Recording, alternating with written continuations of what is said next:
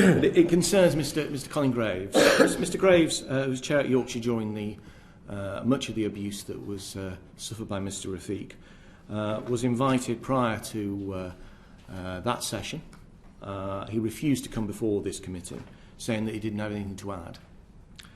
Mr. Hutton at that committee claimed that the Graves Trust, which obviously Mr. Graves set up, was a roadblock to change at Yorkshire, and that it actually stopped him from making necessary changes to the board in order to, he believed, to tackle the ongoing issue of racism. Now, we would probably have left it at that. However, Mr. Graves decided to brief a very well-trained journalist, to put it like that, at the Yorkshire Post, where he expressed his view that the Trust is only a passive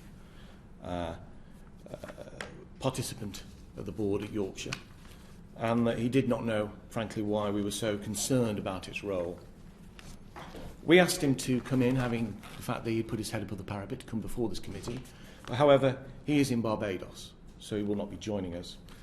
However, we did receive a letter from Mr. Hutton, which further outlines some of the issues, and I wish to read out some of the extracts from this letter in relation to the Graves Trust and its role within the board at Yorkshire.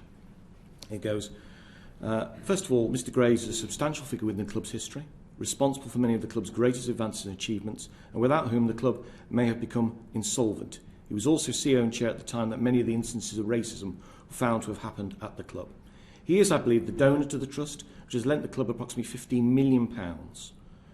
Whilst the Trust has independent trustees and a full-time observer on the board, reporting to them, what was happening on a weekly basis sometimes appeared to me as if Mr. Graves was influencing the Trust and sometimes spoke as if he was. Mr. Graves expressed concern on how the investigation had taken place. That's the one into Mr. Rafiq and his allegations, some of which I empathised with, but his views on Azeem Rafiq, the findings of the report, and how the club should respond to these findings were very different from mine. Shortly after that meeting, I was contacted by the Trust's independent observer. He explained to me very clearly that I should not consider the Trust an ordinary secured creditor. He also told me, although it transpired to be incorrect, that the Trust could remove me if they didn't like what I was doing and that I should listen to what they say.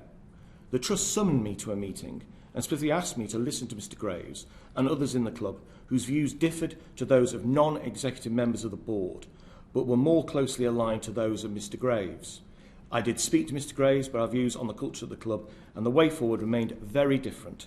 I formed the view that some of his opinions were very similar to those of the executive of the board and others in the club who later wrote to the board. You'll recall the letter being leaked to the press.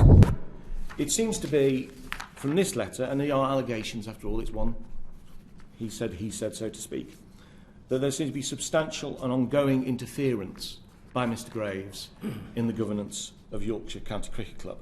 So we reissue our invitation to Mr. Graves to come before this committee in order to explain himself in terms of the aspect of the handling of the Mr. Rafiq's allegations, but more pertinently to right now, in terms of the session we have in front of us, to also explain the role of the Graves Trust then and going forwards.